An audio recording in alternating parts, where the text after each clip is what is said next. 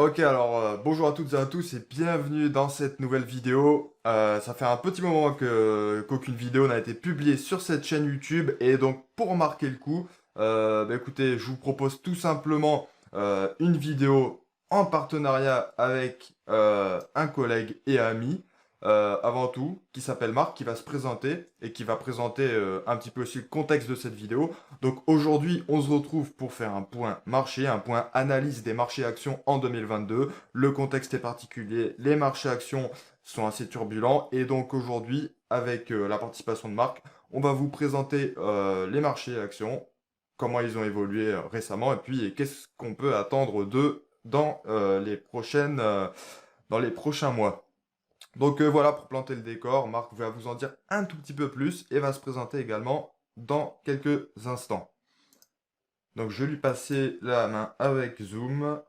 Donc du coup, bonjour à toutes et à tous, bienvenue donc, pour cette nouvelle vidéo.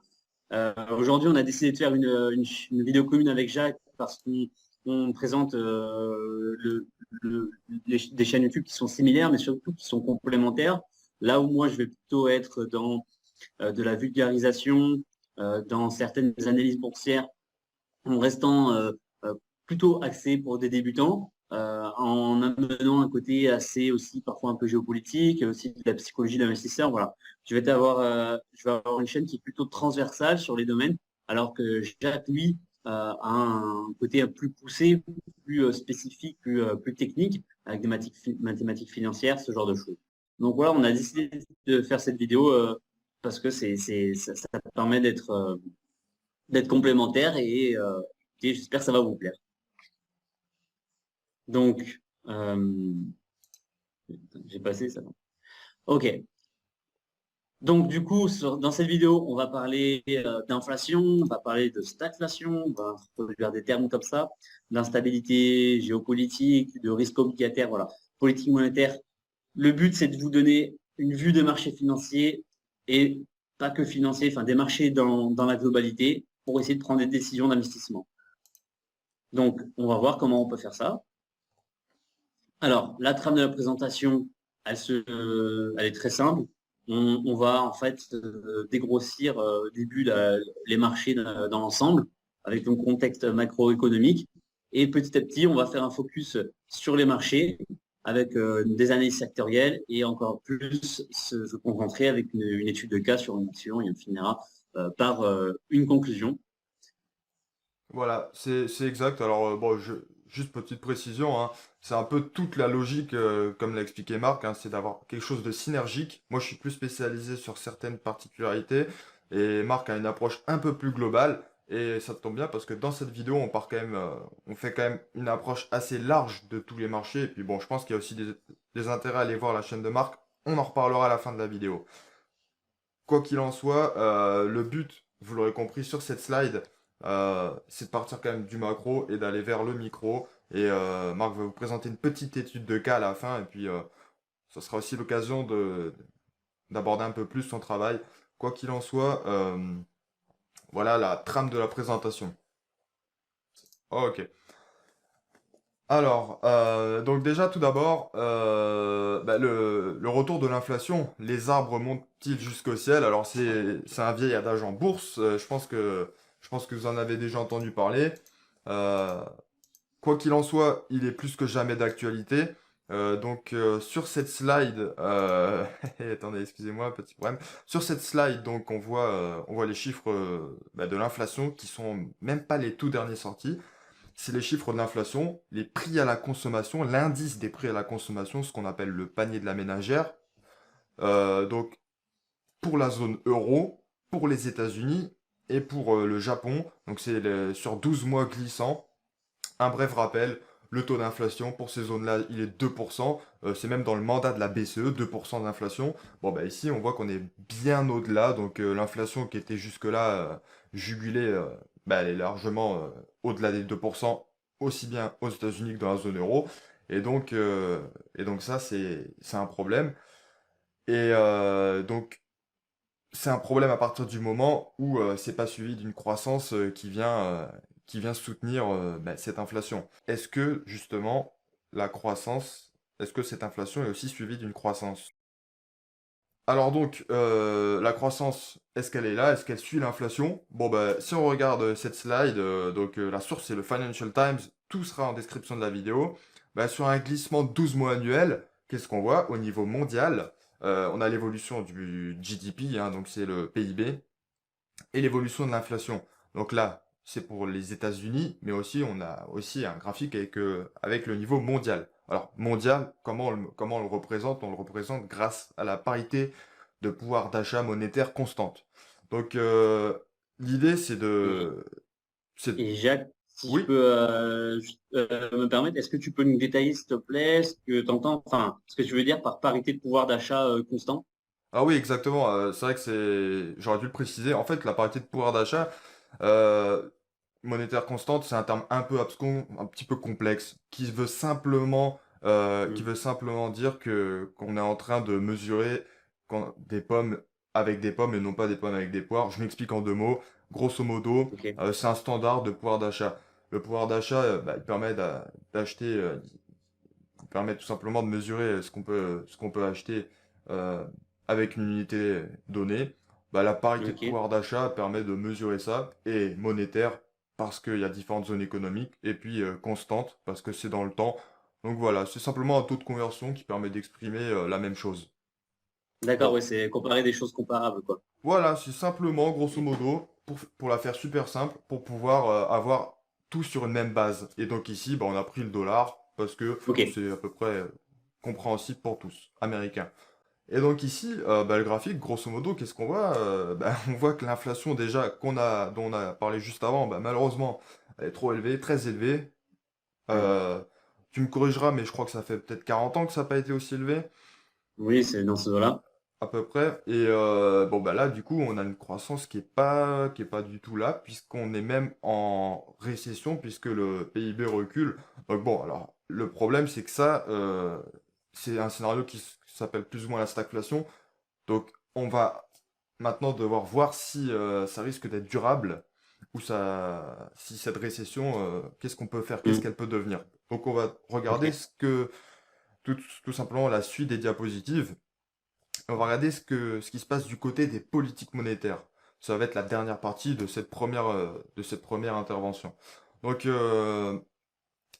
bon, alors déjà, il faut savoir une chose, c'est que si on regarde ce qui s'est passé au cours des 10 dernières années, grosso modo, donc pour les politiques monétaires des banques centrales, on a eu des politiques monétaires très accommodantes qui ont permis d'avoir des taux assez bas pour stimuler la croissance, mais ça a surtout stimulé, euh, ça a évité l'inflation, mais ça a surtout stimulé l'inflation des prix des actifs, euh, et ça a fait augmenter la masse monétaire. Et actuellement, bah, du coup, on constate qu'on a une inflation qui est élevée, qu'une croissance qui est atone, un scénario de stagflation, et en plus de ça, les banques centrales ne peuvent pas intervenir pour racheter les dettes d'État et faire baisser leurs taux. Et donc ici, sur ce graphique, on voit que malgré le contexte actuel, on a des taux d'intérêt qui remontent et qui remontent extrêmement rapidement, à la fois aux États-Unis, en Europe et au Japon. Donc, D'ailleurs, si je peux me permettre, dans ouais, cette dette-là qu'on voit, donc, enfin, on parle de la dette européenne, euh, là on voit la France, l'Allemagne, mais il y a aussi la dette italienne elle, tire encore plus, enfin la dette italienne grecque, qui tire encore plus la dette européenne vers le haut, quoi. exact, bah, tu fais très bien de le préciser en effet, parce que le PIB italien c'est le troisième de la zone euro, et bon, ici il n'y a pas la dette italienne, comme tu le soulignes justement, et ni grecque d'ailleurs, mais c'est vrai que la dette italienne elle est actuellement plutôt aux alentours de 4, 4,5, donc c'est un gros problème, un très gros problème aussi, donc tu fais bien de le préciser. Mais en tout cas, voilà, c'est vrai que c'est dans la même tendance, voire même pire en effet, donc la dette italienne, et grecque aussi d'ailleurs. Donc cette hausse généralisée, ben, en effet, elle pose problème. Mhm. Et ce graphique, du coup, Ouais. il n'est pas complètement exhaustif parce qu'il manque l'Italie, la Grèce, quelques pays en effet. Donc du coup, on peut pas dire que ça va forcément mieux ailleurs. Et enfin, du coup, si on regarde le bilan des banques centrales, pour voir un peu, avoir une idée de qu'est-ce que font les banques centrales, éventuellement, ou qu'est-ce qu'elles peuvent faire pour juguler l'inflation et relancer l'économie, ben, un dernier petit graphique pour clore, on va dire, cette première grosse partie un petit peu complexe. Si on regarde du côté des politiques monétaires actuelles, ben on voit qu'on a on a On a un une dette gros, qui, ouais, on a un petit problème parce que bah, juste avant, on voyait quoi? On voyait une hausse des taux d'intérêt, et ouais. notamment, oui, ce qui n'est pas indiqué, mais la dette italienne aussi, comme tu l'as souligné, Marc. Et ici, bah, on voit que les banques centrales, elles peuvent plus racheter des dettes souveraines. Elles sont obligées d'être un peu plus frugales et puis d'arrêter d'intervenir sur le marché. Ils ont même commencé à revendre aux États-Unis, la Fed, à revendre des dettes d'État. Et puis la BCE va peut-être devoir suivre le même chemin malgré les risques de récession, etc., pour juguler l'inflation. Et petite Et Ouais. d'ailleurs, enfin, excuse-moi, je te coupe, mais là, ça a carrément explosé, quoi, avec le Covid, le quantitative easing. Enfin, là, les bilans, Alors, c'est vrai le bilan a que, doublé par rapport à avant Covid, quoi.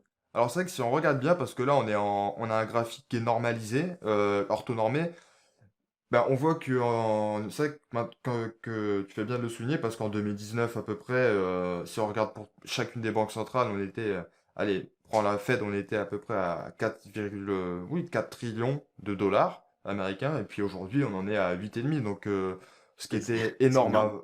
voilà, c'est vrai que tu fais bien de le préciser, parce que on s'en rend peut-être pas trop compte comme ça, mais quand on regarde bien, juste enfin depuis fin 2019, grosso modo, bah, en fait, c'est vrai que les bilans ont réellement explosé. Donc, Mm. l'inflation, bon, qui était auparavant que dans les prix des actifs, bon, maintenant elle se traduit aussi un peu dans l'économie réelle, et c'est pas qu'une inflation classique, il y a une inflation monétaire aussi, qui est Mm. due à l'explosion de la masse monétaire, et puis aujourd'hui à la vélocité de la monnaie qui augmente en raison, bah, tout simplement du contexte aussi, qui catalyse tout ça. Ok. Mais en tout cas, voilà, ce qu'on voit sur ce graphique, bah, c'est que les banques centrales, elles sont obligées elles peuvent plus avoir de politique monétaire accommodante. Donc maintenant, la politique de relance monétaire, c'est plus possible. Et donc, ça veut dire qu'on a à la fois une inflation élevée, une inflation qu'on n'arrive pas à juguler, Ouais. une récession qui s'installe, une stagflation, autrement dit. Et donc, ben ça, c'est pas du tout, on n'aime pas ça, c'est pas du tout bon pour les marchés, on n'en veut pas, mais on n'a pas le choix, on doit faire avec. Et avant de passer juste à la suite, une précision pour ceux qui pourraient se demander, si on fera un zoom au montage, pourquoi le bilan de la Banque Centrale Européenne diminue ou semble diminuer depuis quelques mois. Il faut savoir que c'est un graphique en dollars, et donc bah, l'évolution du taux de change fait qu'avec 1 euro, on a moins de dollars maintenant. Et donc du coup, bah, Ah oui. c'est juste aussi quelque chose à savoir. Mais la BCE va devoir, quoi qu'il en soit, amorcer la même tendance qu'aux États-Unis. Euh, Ok. donc, euh, donc maintenant, une ou deux slides quand même pour qu'on puisse bien comprendre les choses. Bah, quand on est dans une économie, on peut être, si on regarde bien, euh, on peut utiliser un Là, cadran. Alors là, oui, là- je t'écoute. désolé, je te coupe encore, mais là, en Il n'y a gros, pas de problème. c'est des cadrans, tu peux nous expliquer un peu, grosso modo, enfin, ces quatre cadrans assez simplement. Bon, on voit que il y a deux facteurs principaux, l'inflation, la croissance. Et en fait, c'est quoi? C'est en fonction de ces deux paramètres, on est dans une période économique différente. Enfin, tu peux te détailler un petit peu ça? Ah, exact, ouais. Alors en fait, tu l'as à peu près résumé, c'est l'idée. Alors il met en relation deux choses. Je vais quand même expliquer rapidement. Il met en relation deux choses que tu as évoquées. C'est d'un côté la croissance, en tout cas le Mhm. PIB, le growth dans l'axe des abscisses, et puis l'inflation dans l'axe des ordonnées. Mais ce qui met en avant, c'est le fait que la croissance, elle accélère ou elle décélère, et le fait que l'inflation, le taux en gros Ah, d'inflation, ok. il décélère ou il accélère. Et en fonction de Oui, c'est pas ça, juste une croissance forte, c'est aussi une accélération. Enfin, c'est vraiment le côté accélération, quoi. voilà, exactement. En fait, c'est Ok. comme une dérivée en quelque sorte, mais on va pas partir à droite à gauche. Mais l'idée est là Ok, quand même, oui, oui. c'est que quoi qu'il en soit, mais tu fais bien de me recadrer pour le coup, on va dire. Mais quoi qu'il en soit, en prenant la croissance et l'inflation, on, on peut situer n'importe quelle économie dans le monde. Et donc, c'est un cadran qui est assez classique. Dans tous les scénarios possibles, on est forcément dans un des quatre cadrans. Et l'idéal, c'est d'être en bas à droite. Alors même si le nom peut être un peu étrange, ça veut dire qu'on a juste une croissance qui accélère et puis une inflation qui décélère. Donc on en est encore loin, hein. Il y a toujours beaucoup d'inertie, hein, donc on en est loin. Et là, on est plutôt dans une croissance qui décélère, le fameux GDP, rappelez-vous le graphe du Financial Times, et une inflation qui continue d'accélérer, ce qui nous embête beaucoup parce que ça s'appelle la stagflation. C'est quelque chose très mauvais pour les marchés, et c'est similaire à ce qu'on a connu il y a un demi-siècle avec les chocs pétroliers des années 70. Donc du coup, Ok. la grande question, qu'est-ce qu'on fait? Et oui, Marc, que fait-on? Que nous enseigne? Donc, en fait, et oui, donc, que nous enseignent les Mais là, théories, que nous enseignent, bon, parce que, bon, alors, du coup, on va quand même regarder ce que nous enseignent les théories de gestion d'actifs classiques, parce que ce cadran, il est à la base de beaucoup de théories qui ont été élaborées par la suite. ok.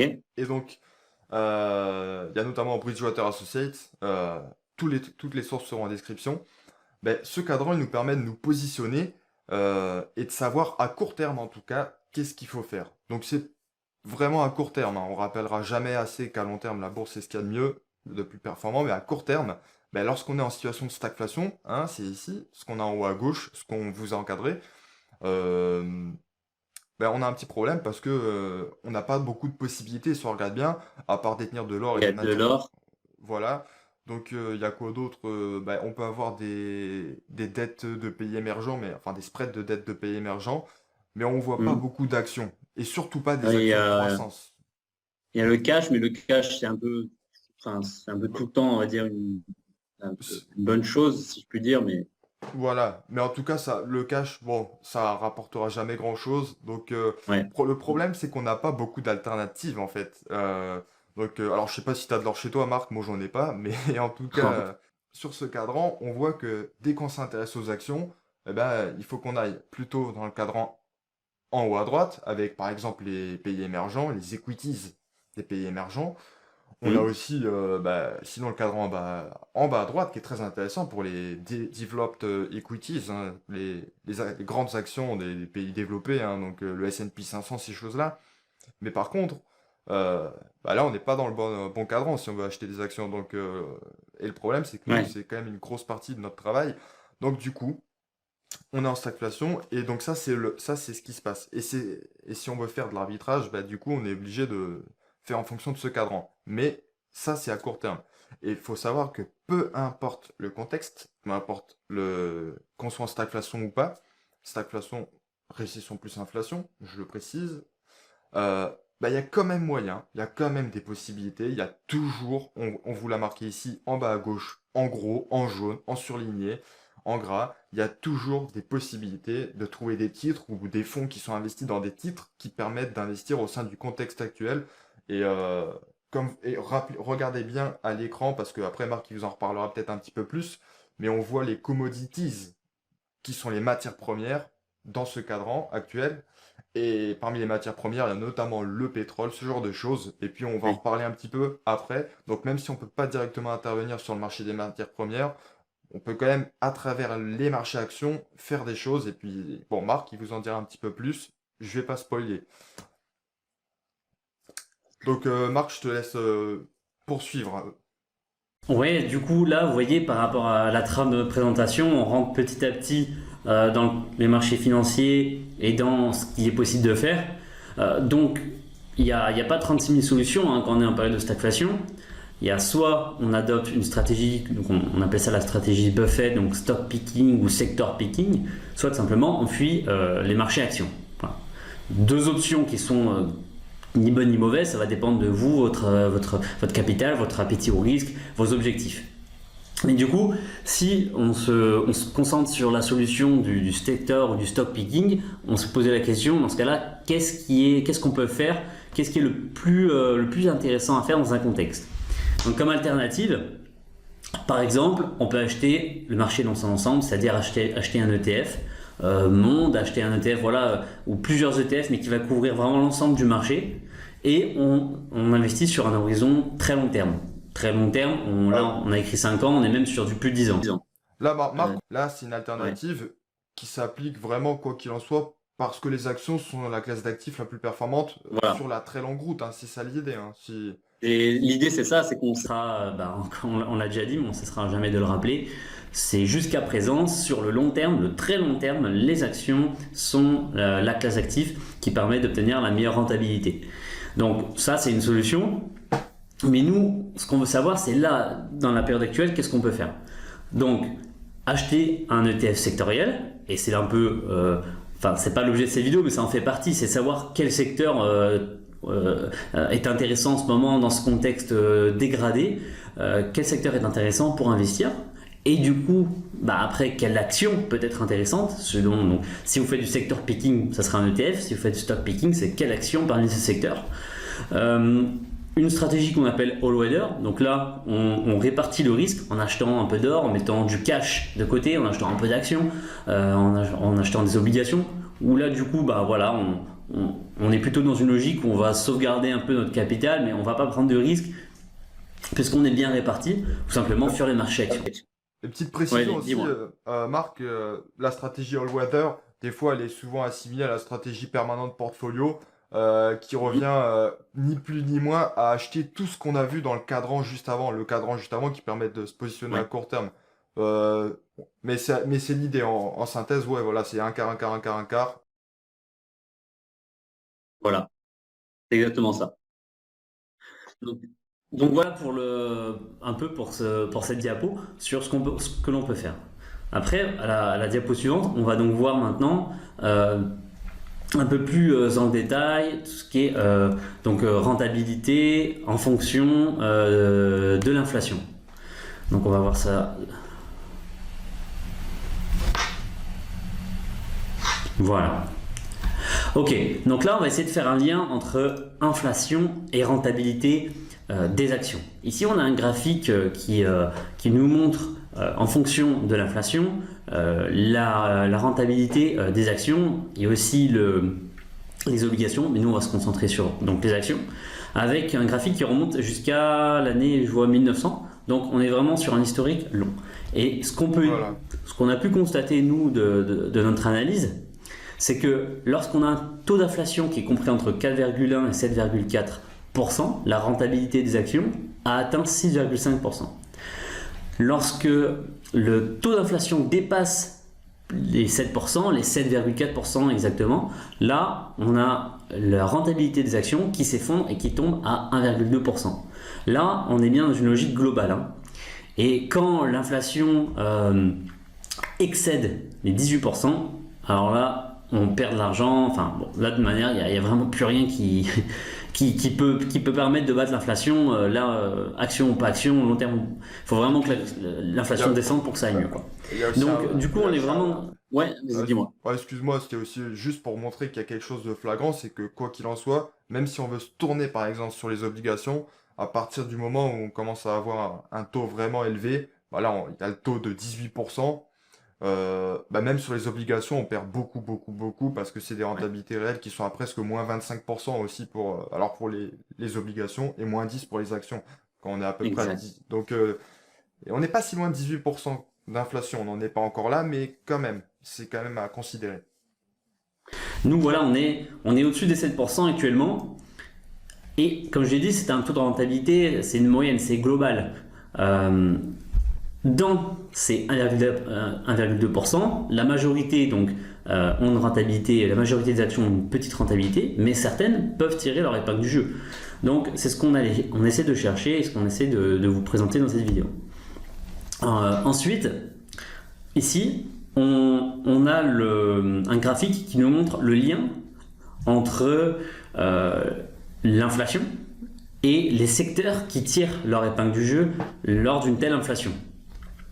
Et ce qui est intéressant, c'est que le secteur qui tire son épingle du jeu est l'énergie. Pourquoi? Parce que les prix du baril de pétrole augmentant, ça vient augmenter donc les profits des entreprises pétrolières notamment. Il y a d'autres choses qui vont rentrer en compte. Il y a d'autres secteurs, les matériaux, le secteur financier. Il y a d'autres secteurs, mais l'énergie en tout cas est celui qui s'en sort le mieux à ce niveau-là. Et tant qu'on aura des anticipations d'inflation élevées, on aura le secteur de l'énergie qui sera un secteur intéressant. On est bien là on va en parler après, on est bien là sur quelque chose de court terme, puisque forcément si l'inflation diminue, et on espère qu'elle ne va pas durer 10 ans l'inflation, eh bien on retrouve de la rentabilité du coup sur les autres classes d'actifs.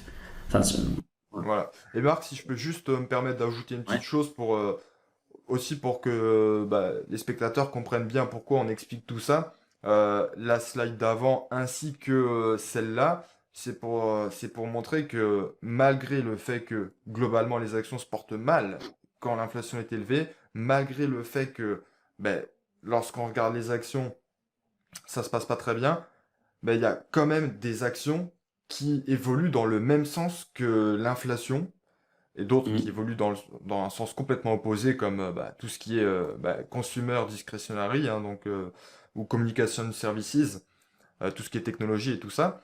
Mais il y a des secteurs, l'idée c'est de voir qu'il y en a qui évoluent dans le même sens que le taux d'inflation et d'autres non. On va voir ensuite également, tu vas en dire un peu plus sur est-ce que c'est pareil Bien sûr. pour les taux d'intérêt obligataire, puisque c'est les deux gros problèmes de la politique économique actuelle, et si c'est ce qui va déterminer si c'est durable ou pas. Mais l'idée, c'est de bien comprendre que, bah, du coup, enfin, comment évoluent les secteurs? Et là, on voit bien qu'il y a des secteurs qui évoluent très fortement, qui sont très corrélés en fait à l'évolution de l'inflation, euh, comme le secteur de l'énergie. Mais c'est assez logique. Petite précision aussi, c'est vrai que l'énergie aussi, c'est le seul secteur qui n'est pas dépendant de lui-même, dans le sens où tous les autres secteurs d'activité sont tributaires des prix de l'énergie. Euh, alors que, bon, bah, pour un secteur comme le secteur du pétrole, par exemple, on en reparlera peut-être un petit peu plus en détail après, je vais pas spoiler, bah, on n'a pas trop ce problème. Et donc, maintenant qu'on a vu que Marc vous a expliqué là, qu'il y a un lien entre l'inflation et la rentabilité de certains secteurs, comme l'énergie, et Bah maintenant, on va vous faire le lien entre l'inflation et les taux d'intérêt obligataires. Ce qu'on a constaté, c'est que sur le plan des taux d'intérêt également, l'énergie est vraiment, est l'un des, il n'y a pas que ce secteur, mais en tout cas est l'un des secteurs qui est corrélé positivement, en fin de compte, à la hausse des taux d'intérêt. Donc l'énergie, si on fait le point, bénéficie donc est corrélée positivement à la hausse des taux d'intérêt, ce secteur, et également à la hausse de l'inflation. Donc on commence à comprendre là que l'énergie est un secteur où on peut tirer son épingle du jeu. Encore une fois, il n'y a pas que ce secteur, mais c'est vraiment un secteur intéressant dans la période actuelle. Et surtout que Du pour coup, l'instant, ouais. et en plus, notamment, je fais référence écho à ce que tu disais tout à l'heure sur, par exemple, la dette italienne, sur la montée des instabilités aussi, qui sont Mhm. liées à tout ça. Pour l'instant, les taux d'intérêt, ils vont continuer très probablement d'augmenter. Et puis Ouais. probablement que l'inflation va aussi continuer d'augmenter parce qu'il y a aussi des choses qu'on vous a pas montré, mais il y a les prix à les prix de consommation. Mais il y a aussi l'indice des prix à la production qui, eux, alors bon, Marc a des graphiques, etc., on vous en mettra à l'écran peut-être, mais qui sont plus élevés. Ce qui signifie que pour les entreprises, il y a des coûts qui sont pas encore répercutés sur les prix de vente finaux. Donc pour l'instant, les taux d'intérêt vont probablement continuer d'augmenter. Et puis, bon, bah, les taux d'inflation aussi. Et comme le secteur de l'énergie, il est corrélé avec tout ça, bah, tant que ce patchwork qui reste là, bon, bah, on va avoir des secteurs énergie qui va bien tirer son épingle du jeu. Euh, Ouais. Bah voilà. voilà, maintenant, euh, du coup, tu vas continuer sur la prochaine slide. Ok, bah alors bah du coup je vais prendre le relais là-dessus. La slide d'ensuite, alors oui c'est sur du coup sur l'or noir, hein, parce que le secteur de l'énergie, donc Marc, bon, vous a bien détaillé comment évolue le secteur de l'énergie en fonction de l'évolution du taux d'inflation, des taux d'intérêt. Mais ce qui est intéressant, c'est de regarder donc est-ce que ça a été comment le marché a anticipé tout ça et comment le marché a réagi. Et on voit que depuis le début de l'année, bon alors, il y a aussi le contexte, on va pas rentrer dans des débats géopolitiques et puis on va pas trop se lancer sur ce terrain-là, mais on remarque quand même que depuis le début de l'année, il y a à la fois pour le Brent et pour le WTI, alors on n'a pas le Dubai Light, mais on a quand même déjà un bon aperçu avec ces deux principaux euh, euh, crude oil, donc pétrole brut. Ben là, sur ce graphique, on voit l'évolution qui a été substantielle du prix des contrats futurs sur le pétrole, grosso modo depuis un an. Et on voit que ça a été à peu près doublé hein, finalement en un an. Et c'est intéressant de regarder ça parce que les contrats futurs, ils nous indiquent que c'est sur les marchés à terme que se négocie avant la livraison le pétrole. Et donc on voit que du coup ça me donne une indication sur comment pourrait évoluer, et même s'il n'est pas tout à fait à jour ce graphique, ça me donne une indication sur comment pourrait continuer d'évoluer en tout cas les prix de l'énergie. Et donc bon, il y a quand même des choses qui sont assez flagrantes, cette hausse fulgurante des cours des matières premières, enfin du pétrole. Ouais. Et puis c'est la plus haute hausse depuis, comme on peut le voir sur le graphique, depuis 2007, si je me trompe pas, hein, Marc. Et c'est ça, et puis là on est axé donc sur le pétrole, mais c'est la même chose sur le gaz, hein. Les prix du gaz augmentent et dernièrement l'actualité là qui date d'il y a à peine quelques jours sur le gazoduc Nord Stream pour la zone euro, ça peut avoir des conséquences aussi importantes sur la hausse des prix du gaz. Parce que on risque d'avoir des ruptures de gaz et ça risque de créer un désordre nouveau. Donc les prix de l'énergie globale, au global je veux dire, sont impactés à la hausse par cela. Et on va détailler la suite après, je vais te laisser. Tu fais bien de préciser ça parce que quand on regarde l'actualité en ce moment, bon, il y a quand même voilà, une recrudescence quand même significative des tensions et des géopolitiques. Et bon, quand on regarde un peu ce qui se passe, il y a quand même de bonnes raisons de penser que voilà, les prix vont rester assez élevés. Et puis Ouais. le contexte géopolitique, comme tu le soulignes, Marc, je pense qu'il est quand même pas très. Il va pas tendre à faire baisser les prix, probablement Ouais, pas c'est ça. Mm. faire baisser les prix de. Voilà, que ce soit du gaz comme du pétrole. Donc, donc voilà, ça c'est le contexte. Et puis ce qu'on a dit, enfin ce que Marc vous a expliqué juste avant avec la corrélation, etc. Bah là, on voit comment ça se traduit concrètement sur un graphique. Euh, donc c'est plus une confirmation de ce qu'a expliqué Marc juste avant. Et si on regarde ensuite, parce que maintenant qu'on voit que c'est intéressant, donc voilà, que les prix du pétrole ont pas mal évolué et que c'est un secteur qui peut être intéressant. L'idée, c'est de savoir aussi, malgré le fait que ça soit, enfin, maintenant que ça a beaucoup évolué, les prix depuis le début de l'année, est-ce que ça reste quand même intéressant finalement, en tout cas pour une stratégie à court terme, dans le contexte actuel, d'investir là-dedans? Et donc, c'est ce qu'on va voir sur cette fameuse diapositive, intitulée S&P 500, investir dans l'énergie, oui, mais à quel prix? Euh, eh bien, ça peut paraître complexe de prime abord, mais si on se concentre déjà sur la première partie en haut, sur le premier graphique en haut, ben on voit pour le secteur de l'énergie la valorisation euh, pour le S&P 500, on voit la valorisation du PER. Le PER, pour rappel, c'est le ratio cours sur bénéfice. Donc c'est le multiple de bénéfices, hein. Donc c'est un ratio qui permet de savoir est-ce qu'on paye une société ou un secteur cher ou non, indépendamment de son cours de bourse. Enfin, pas indépendamment, mais sans regarder seulement son cours de bourse. Et donc là, on voit Mhm. qu'on a des niveaux. Alors, je vois pas très bien, mais Marc, on doit être à des niveaux au plus bas depuis à peu près la dernière crise financière, hein, si je me trompe pas, depuis les Oui. subprimes. Ouais. Oui, oui, c'est ça. Et si je me trompe pas, peut-être tu connais un peu plus que moi, mais le PER, c'est quelque chose qu'on peut utiliser quand même assez facilement pour les valeurs de l'énergie parce que il y a d'acti- Et donc, si je me trompe pas, Marc, tu me diras, tu me confirmes si je me trompe pas, hein, bien sûr, mais on peut assez aisément valoriser des valeurs pétrolières ou énergétiques, du secteur de l'énergie, avec un ratio comme le PER, parce que c'est des valeurs qui ont beaucoup d'immobilisation corporelle, ce genre de choses, des actifs beaucoup Oui. très tangibles. Ouais, Le PER, c'est un ratio qui correspond bien aux valeurs values parce que le PER prend en compte, en fin de compte, les bénéfices effectués sur une année, donc le résultat net, et il prend en compte le cours de l'action, mais il ne prend pas en compte les taux de croissance. Donc sur des valeurs qui évoluent très vite en termes de croissance des bénéfices, c'est pas très adapté. Par contre, sur des valeurs assez stables, comme des valeurs pétrolières, il y en a d'autres, c'est un ratio qui est adéquat, le PER. Et D'accord, j'en bah, oui. précise d'ailleurs, une prochaine vidéo sortira sur ma chaîne concernant ces deux ratios, PER et PEG, hein. Voilà, je fais un petit peu de pub. Ouais, on vous mettra tous les liens en description, dans tous les cas à la fin, quand on fera Voilà, la ouais. conclusion. Et puis on remettra ça à jour de toute manière quand ce sera publié. Euh, je vais continuer sur cette diapositive, Oui, vas-y. peut-être PER. pour expliquer, parce que c'est vrai qu'on utilise souvent le PER, parfois à tort et à travers, et parfois pour des valeurs technologiques, où bah, finalement il y a d'autres méthodes. Où là, c'est peut-être un peu plus ce que je connais avec les mathématiques financières, on actualise les flux de bénéfices futurs. Mais pour des valeurs pétrolières, c'est extrêmement adapté, c'est tout à fait valable. Le PER, c'est quelque chose qui est extrêmement parlant, comme bah, Marc vient de l'expliquer. Donc, dans cette diapositive, on a retenu le PER pour savoir si on paye cher ou pas les valeurs du secteur pétrolier actuellement, malgré le fait, comme on l'a vu juste avant, que les cours ont beaucoup augmenté.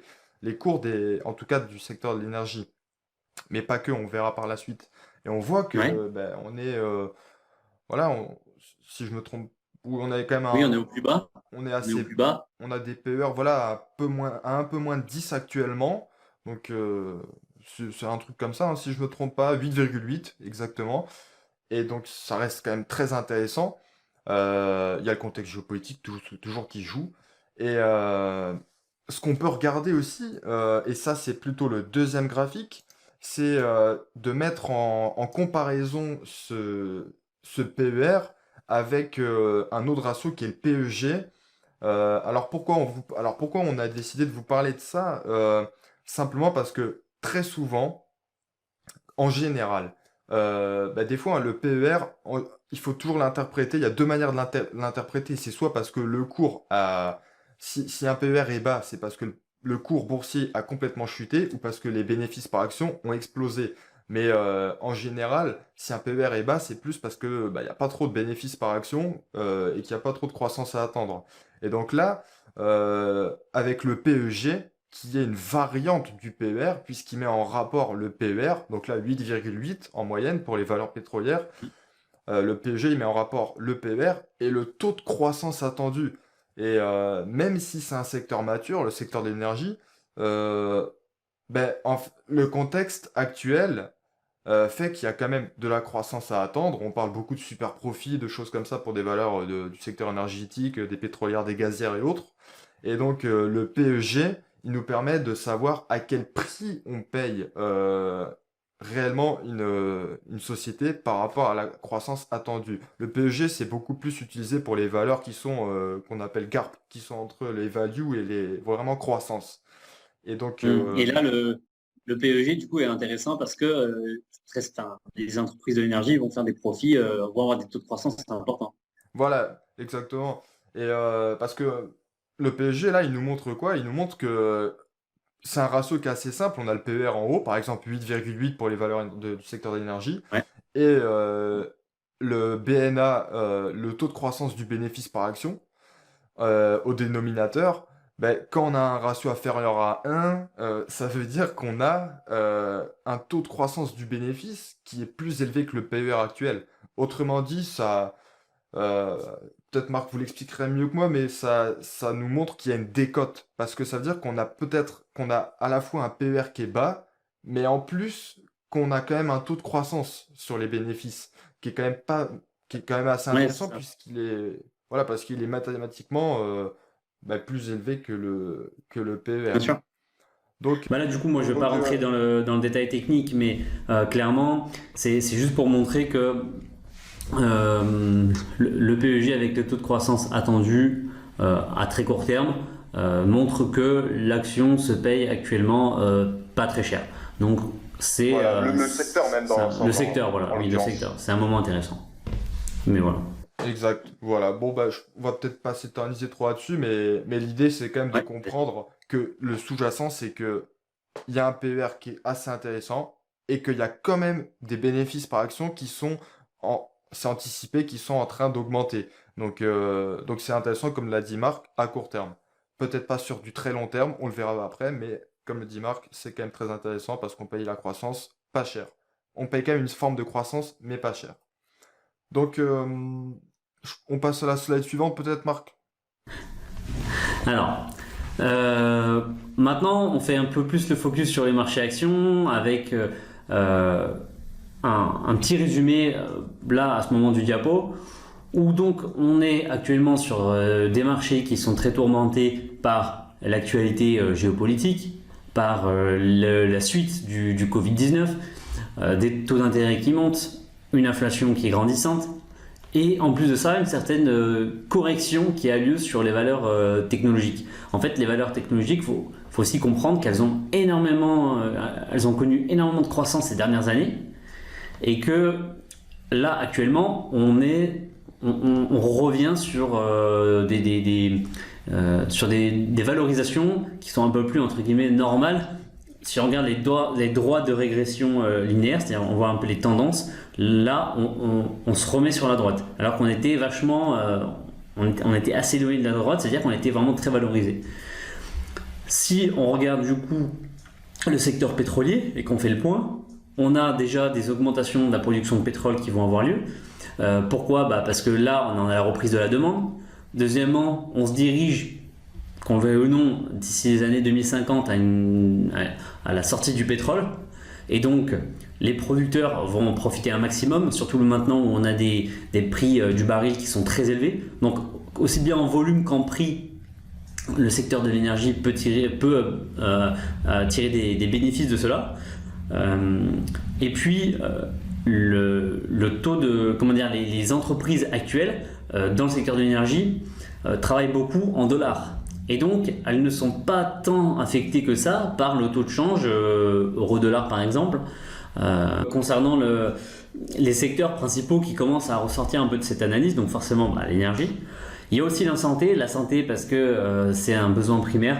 On a vu à quel point la santé était un secteur important d'ailleurs après la crise du Covid. Donc c'est un secteur qui également est intéressant. Dans le domaine de l'énergie, par exemple comme signe extérieur, alors attention, c'est pas parce que, je vais prendre l'exemple de Warren Buffett, c'est pas parce que Warren Buffett investit dans une action qu'il faut que vous investissiez dans cette action. Parce que ça n'a rien à voir. Lui, il gère des centaines de milliards d'actifs quand nous, on n'a pas du tout les mêmes risques et capital et objectifs, etc. Donc ça va dépendre. Mais néanmoins, si on regarde ça d'un point de vue objectif concernant le secteur de l'énergie, on voit qu'il a il a investi donc 25 milliards de dollars, c'est considérable dans le secteur de l'énergie.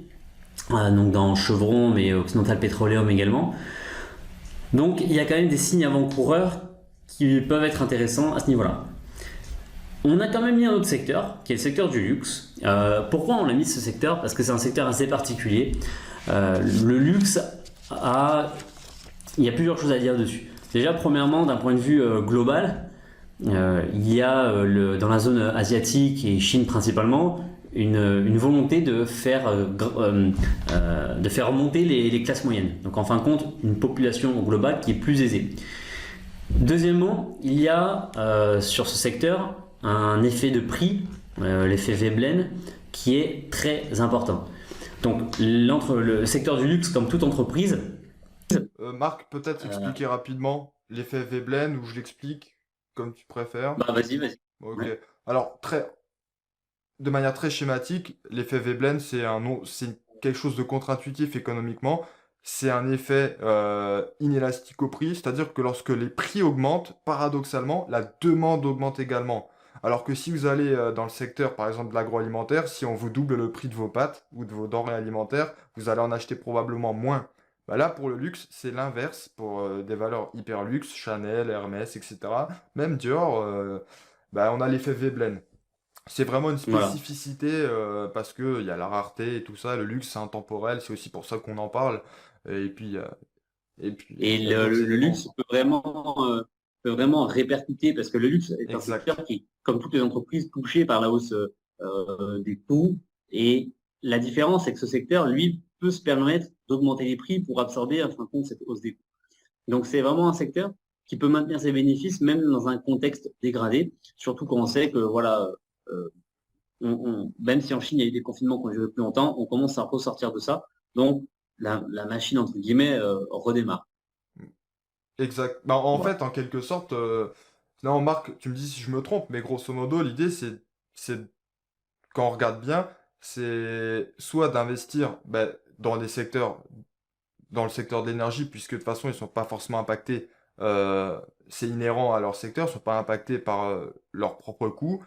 Et sinon, soit investir dans des sociétés qui ont le fameux pricing power dont Warren Buffett parle souvent, comme le secteur du luxe, Exactement. qui peut répercuter sans que ça ait d'impact sur les ventes, qui peut répercuter la hausse des coûts.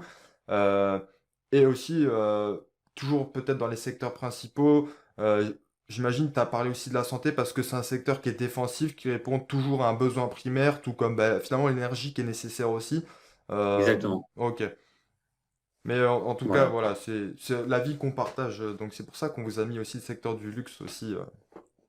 Ouais, c'est ça.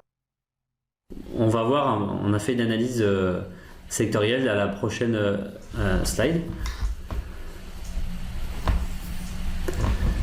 Alors, plus qu'une analyse sectorielle, en fin de compte, on a pris ce graphique, donc c'est tiré de Zone Bourse, qui met en avant ce qu'on appelle les super secteurs. Donc c'est vraiment regroupé par secteur, des grands ensembles de secteurs. Là, c'est une analyse qui a été faite depuis le 1er janvier 2022. Le graphique date d'il y a à peu près une semaine. Et bon, alors, on ne vous a pas noté tous les tickers d'entreprise, on a noté les principaux, enfin pas les principaux, mais du moins ceux qui sont importants à notifier dans cette présentation. Déjà, on voit que le secteur d'énergie, donc TTE pour Total Energies, est à plus 15%. Donc, c'est l'un des seuls secteurs à réaliser cette performance. C'est pas pour rien que ça fait l'objet de cette vidéo. Sur un autre secteur de l'industrie, mais qui est le seul à tirer une bonne performance, on a HO ou Thales. Là, Thales, bon, c'est quand même assez bien relié au contexte géopolitique, à la guerre en Ukraine et à la hausse des budgets des armées. Donc là, Thales se remplit de contrats et c'est vraiment la seule entreprise de l'industrie d'ailleurs qui a une très bonne performance. Après, il y a un peu des secteurs qui tirent un peu leur épingle du jeu. Il y a Orange, enfin des entreprises, il y a Orange, Carrefour. Bon, ça ne fait pas l'objet de cette vidéo, c'est encore assez particulier. Il y a d'autres facteurs qui influent. Nous, pour ce qu'on voulait montrer avec cette analyse de super secteurs, c'est que voilà, il y a quand même des domaines comme l'énergie qui tirent bien donc leur épingle du jeu. Voilà, et puis là en plus c'est pas que un petit peu parce que sur cette heatmap, c'est quand même flagrant quand on regarde l'évolution depuis le début de l'année totale, on est à quand même plus de 15% quand l'ensemble du marché, total inclus, en perd tout autant, voire un peu Exact. plus même. Donc c'est quand même assez significatif, c'est un graphique très parlant visuellement.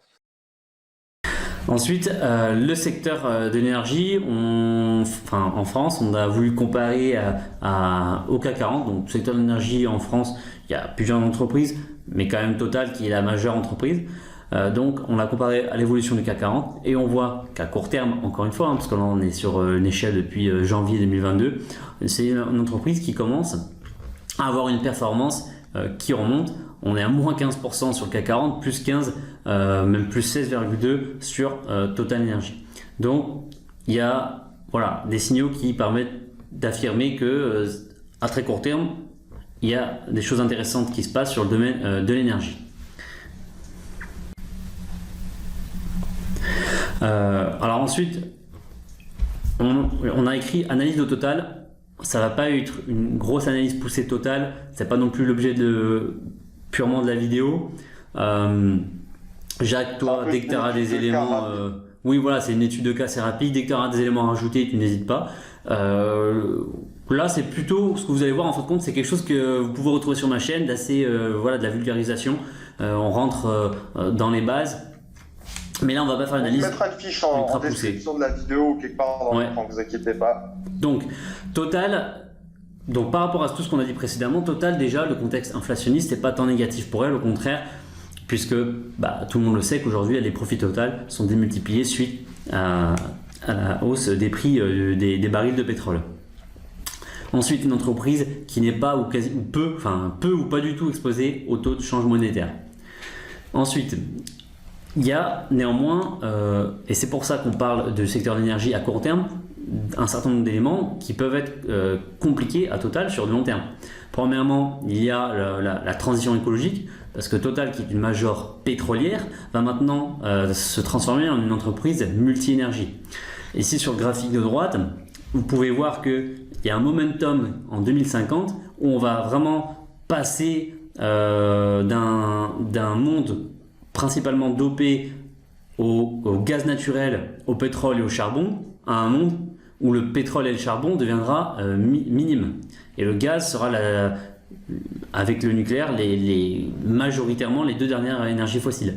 Alors il y aura encore du pétrole, mais notamment le gaz sera l'énergie fossile majoritairement utilisée quand au contraire, on va voir grossir les énergies renouvelables et la bioénergie. Tout ça pour dire qu'en fin de compte, il y a une transition qui va être effectuée et il faut voir comment ça va évoluer pour Total. Ouais, vas-y Jacques.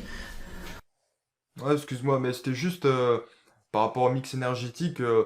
Est-ce que t'aurais à peu près la date à partir de laquelle il y aurait la décrue, peut-être à titre indicatif à peu près de la consommation, en tout cas de ce qui est anticipé sur la consommation ou la production de pétrole au niveau Bah, mondial? Éventuellement peut-être un chiffre sur... j'ai cru comprendre mais à vérifier, que quoi qu'il en soit, peu voilà. importe ce qu'on fait, on aura toujours besoin de 20% à peu près, et ça expliquerait pourquoi, de pétrole, et ça expliquerait pourquoi pour l'industrie, etc. Pourquoi, même en 2050, on a toujours une petite part de pétrole dans le mix Il y aura énergétique. toujours une petite part de pétrole. Ça, c'est les scénarios établis actuellement. Peut-être qu'en 2040, ces scénarios évolueront. Il y aura peut-être encore moins de pétrole, je ne sais pas. En tout cas, ce qui est sûr, c'est que là, les pics de production, les pics de production, alors, selon les analystes, ont déjà été atteints ou vont être atteints dans les 5 ans maximum qui arrivent. Mais on peut dire de manière globale qu'on est au pic de production, quoi. Après, Marc, j'aurais tendance le contexte aussi actuel fait que on a tendance à peut-être les repousser un peu, ces fameux pics de production, parce que c'est devenu aussi stratégique. Voilà, bah, le Euh, secteur de l'énergie donc, est un secteur stratégique dans tous les cas, pas exact. mais on est voilà, dans une période euh, de transition, donc à voir comment va évoluer Total. C'est pour ça qu'on précise bien du court terme. Sur le Et graphique il y a une autre bas, chose, Marc, oui, vas-y. oui, bah, je ne vais pas interrompre trop de fois non plus, et aussi du court terme, aussi en raison du fait que si on change de cadran et qu'on n'est plus en Oui, stagflation, même si c'est pas pour tout de suite, on va de nouveau s'intéresser à d'autres titres, et puis aussi, si on regarde sur le long terme, on verra par la suite que ça peut être aussi intéressant d'aller au-delà du secteur juste du pétrole, par exemple. par Voilà. exemple. Ensuite, on voit le taux de rendement pour l'actionnaire. Donc là, c'est un total share return, c'est-à-dire que ça prend en compte le réinvestissement des dividendes dans l'action. Et sur la période de 1 an, on voit qu'on est à 35% de rendement contre 32%, disons, pour le CAC 40. C'est pas beaucoup plus, mais n'empêche que dans le contexte actuel, on peut pas forcément faire beaucoup mieux. Et deuxièmement, on voit qu'à 5, Exact. 10 et 15 ans, Total a toujours fait une performance moindre que le CAC 40. Donc, on comprend vraiment le changement qui s'opère actuellement. Ici, sur l'analyse rapide donc des flux de trésorerie de Total Energy, on compte, il y a deux choses à dire. Euh, alors là, ça rentre un peu moins dans notre diaporama, mais Total Energy est une entreprise qui va diminuer en volume. C'est une capitalisation qui va diminuer pour la simple et bonne raison que le fait de sortir du pétrole fait que Total Energy investit de moins en moins dans ses infrastructures pétrolières. On peut voir, on a les encadrés en rouge, que les amortissements de Total sont aux alentours des 14 milliards. Et on regarde les investissements, le désinvestissement de Total, pardon, on est à quasiment 3 milliards. On a des dépenses d'investissement qui sont aux alentours des 12 milliards qui ne couvrent pas l'ensemble du parc machine de Total. C'est pas Donc, forcément ça signifie que le parc est en train de diminuer en d'être fait. de moins en moins remplacé. Il y a un taux de vétusté qui augmente en Exactement, quelque c'est de sorte. moins en moins remplacé et ça fait sens quand on voit les graphiques du mix énergétique. Sur plusieurs années, on aura une diminution, donc on va de moins en moins produire de pétrole. Donc ça fait sens. Donc ça, c'est une aparté pour dire qu'en globalité, Total Energies va réduire en taille. D'ailleurs, on voit sur le graphique droit les capital expenditures, donc les dépenses d'investissement totales. En 2013, on était à 34 milliards d'investissements, quand en 2021, on a 16 milliards. Alors qu'aujourd'hui, les profits explosent considérablement. Donc on a plus d'argent et on a des dépenses d'investissement qui sont moindres. D'ailleurs, oui, Alors Marc, peut-être aussi pour pas faire fuir nos spectateurs, pour pas les effrayer, non, mais parce que peut-être t'as des explications c'est pas un problème que parce l'entreprise que diminue en taille. Hein. C'est pas du tout un problème. parce que si l'actif, le total du bilan, s'il diminue un peu, c'est aussi pour amorcer la C'est transition aussi énergétique et exactement. pas renouveler l'intégralité des amortissements qui Ben, prennent peut-être 20 ou voilà. 30 ans, je connais pas les Ben là, délais hein, ce pour le qui se secteur pétrolier. Du coup, Total a un surplus d'argent. Euh, L'argent, où est-ce qu'elle va? Elle va dans les dividendes des actionnaires et elle va dans le remboursement des prêts, des dettes qu'a Total Energy. Si tu peux passer la Ce qui est une slide bonne chose au suivante. vu des taux. Voilà. Et oui, dans un contexte où on a des taux d'intérêt qui sont élevés, c'est plutôt intéressant d'avoir un surplus de cash. Ça évite d'emprunter à des taux qui sont très élevés.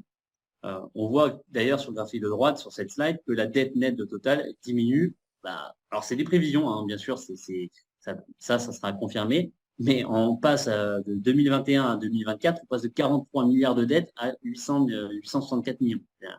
Là, c'est considérable. Ça laisse pour l'avenir de Total un champ intéressant, puisque si on a des taux qui baissent dans les 3-4 années à venir, Total pourra investir, elle aura quasiment aucune dette. Donc c'est très intéressant. Et on voudrait aborder sur cette slide une notion qui s'appelle le levier opérationnel. Alors sans rentrer dans le détail du calcul du levier opérationnel, c'est un ratio qui permet de mesurer en fin de compte la sensibilité du résultat de l'entreprise à la fluctuation de l'entreprise. Et c'est dans le cadre d'une entreprise qui a des coûts fixes qui sont élevés et des marges opérationnelles faibles, c'est particulièrement intéressant d'avoir une hausse de la fluctuation de l'activité, puisque ça va créer des bénéfices très importants. En fin de compte, ce levier opérationnel, c'est un multiple qui démultiplie les profits dans le cadre d'une hausse de la fluctuation d'une activité d'une entreprise qui possède des coûts fixes élevés. On le voit, ici, avec un résultat net qui explose considérablement, parce que par rapport à 2019, on a plus que doublé sur le résultat net. Donc, je ne sais pas si tu veux rajouter quelque chose dessus. Ouais, en fait, c'est pour faire un peu l'analogie, ce levier opérationnel, parfois il n'est pas toujours très bien compris, mais c'est très simple. C'est pour faire l'analogie avec le levier financier. Mais l'idée, c'est que le levier opérationnel, alors comme vient de l'expliquer Marc, finalement, c'est la variation du chiffre d'affaires sur la variation du résultat d'exploitation. Donc, si le chiffre d'affaires, il augmente de 1, de combien augmente le résultat d'exploitation?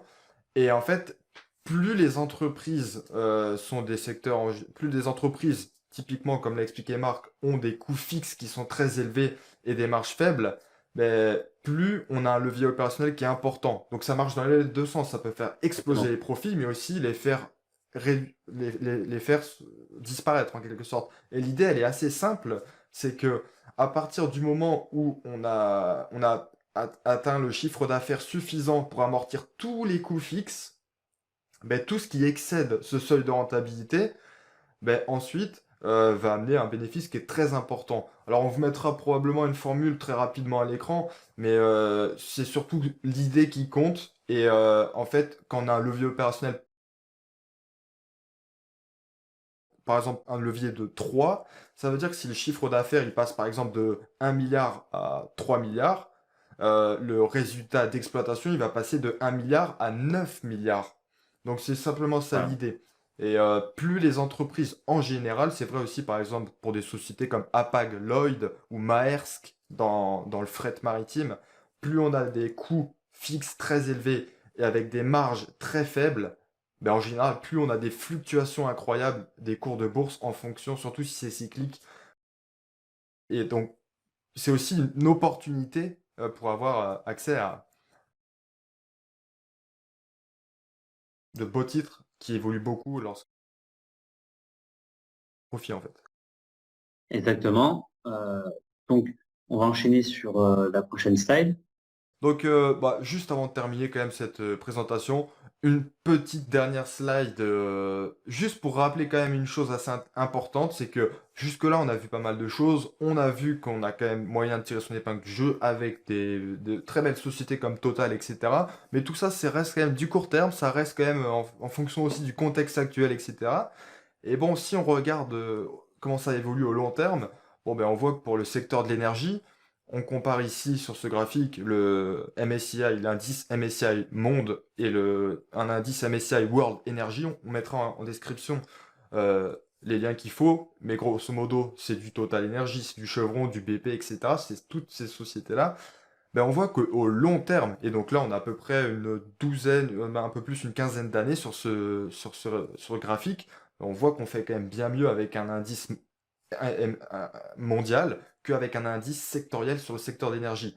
Mais ça, c'est à long terme. À court terme, actuellement, on peut faire beaucoup mieux sur le secteur d'énergie que pour un ETF, grosso modo, ou un indice monde. Donc voilà, c'est juste une petite pour rappeler quand même que à court terme, là, c'est super intéressant peut-être, mais à long terme, il faut quand même pas oublier que c'est beaucoup plus intéressant d'être investi sur très largement plutôt que juste sur un secteur qui fait moins bien que le marché dans son ensemble. Voilà. Juste rapidement en conclusion, bon, je vais peut-être aborder le contexte global.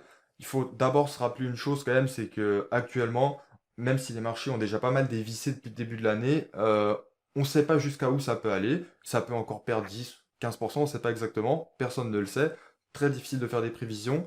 Les grandes économies, on l'a vu tout à l'heure, hein, en début de vidéo, elles sont face à une inflation qui est difficile à contrôler, qui sont avec une croissance qui est atone. Bref, et tout ça, ça nous amène à un scénario de stagflation, à la fois aux États-Unis, en zone euro. Et les politiques monétaires, elles peuvent plus être accommodantes, elles peuvent que être restrictives, parce que l'inflation est très difficile à contrôler, la masse monétaire est devenue trop importante, et donc du coup, ce sont pas les banques centrales qui vont venir éviter la récession, elles ne peuvent pas le faire, parce que on risque dans ce cas-là d'avoir une inflation comme sous la République de Weimar, pour faire très simple, donc c'est pas possible. Donc pour l'instant, on est dans le fameux cadran de la stagflation, qui est historiquement très mauvais pour les marchés actions. Et donc, c'est pour ça aussi qu'on a fait cette vidéo aujourd'hui en partenariat. Et puis Marc va vous donner quelques informations qui n'ont pas valeur de recommandation d'achat. Attention, ce sont des informations, des préconisations. Donc Marc, je te laisse peut-être enchaîner un peu sur la suite. Du coup, oui, voilà, on le rappelle bien, c'est pas des valeurs de recommandation d'achat, même si aujourd'hui on vous dirige beaucoup sur l'énergie. N'oubliez pas, quand vous investissez, c'est votre capital, il y a votre appétence au risque, il y a vos objectifs, il y a votre situation personnelle, il y a un certain nombre de choses qui fait que investir par exemple là dans l'énergie, c'est une bonne ou une mauvaise chose pour vous. Et puis nous, on n'a pas le titre officiel qui permet de faire des recommandations d'achat. Donc ça, c'était un petit aparté. On conseille donc de cibler des valeurs défensives actuellement. Comme on a pu le voir, c'est les valeurs, les secteurs qui tirent le mieux leur épingle du jeu, et des valeurs résilientes comme du coup on l'a abordé, le secteur du luxe. Des entreprises comme Total Energies, Sanofi, Chevron, ça rentre dans ce domaine. Sur le luxe, bien sûr du LVMH, du Hermès, des entreprises comme ça.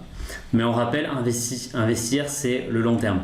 C'est vraiment au moins à 10 ans, parce que c'est la classe l'action et la classe d'actifs qui vous apportera la meilleure performance à long terme, donc au moins 10 ans. Je ne sais pas si tu veux parler des titres libellés en USD, en sachant qu'il reste 4 minutes. Juste voilà, c'est une remarque assez rapide, hein, mais c'est tout simplement, c'est juste pour faire écho au contexte actuel. C'est un autre élément assez important quand même de l'année 2022, c'est le fait que l'euro a atteint la parité pour la première fois avec le dollar depuis l'introduction de la monnaie commune en 2002. Et donc, ce qui se passe, c'est-à-dire que si vous êtes un investisseur en France de la zone euro et que vous voulez acheter par exemple des valeurs comme Chevron qui sont libellées en dollars américains, vous n'en aurez pas beaucoup pour votre argent. Pour 1 euro, vous n'aurez même pas 1 dollar. Par contre, donc c'est pour ça qu'on dit qu'il faut éviter, parce qu'avec le taux de change c'est tellement défavorable, il faut éviter d'acheter des titres peut-être en dollars. Mais par contre, si vous avez déjà des titres qui sont en dollars, si vous voulez les revendre, même un petit peu à perte, vous allez peut-être être gagnant, parce que évidemment à l'inverse, avec 1 dollar, vous avez beaucoup plus d'euros maintenant qu'il y a un an. Donc c'est l'idée. On va s'axer sur des sociétés dont le ratio résultat d'exploitation sur dette est inférieur à 3 au max. Pourquoi ? Parce que quand on est très endetté, dans un contexte avec des taux d'intérêt élevés, c'est compliqué d'emprunter plus. Donc on va éviter ces entreprises-là. Réallocation et arbitrage du portefeuille une fois le contexte économique exceptionnel qui va s'estomper. Donc là, on va plutôt aller sur du court terme, alors que quand ça sera terminé, on va changer, on va réallouer ses actifs. Et enfin, Voilà, c'est une analyse instant T, mais on ne connaît pas l'évolution future du marché, donc on reste toujours sur nos gardes si je puis dire. Écoutez, voilà, on arrive à la fin de cette vidéo. On espère vraiment que cette vidéo vous a plu, vous a intéressé. Bien sûr, mettez-nous en commentaire toutes vos recommandations, vos avis, si ça vous a plu ou non. Si c'est le cas, mettez-nous des pouces bleus. Jaco, je te laisse finir la vidéo. Bah écoute, je pense que tu as dit l'essentiel. En tout cas, si le format il vous a plu, comme l'a dit Marc, mettez-nous ça en commentaire. Si vous avez des suggestions à nous faire également, précisez-les. Et puis surtout, n'hésitez pas à faire un tour sur la vidéo, sur la chaîne de Marc, puisqu'il y a des vidéos qui sont très liées finalement à celles qui ont été évoquées.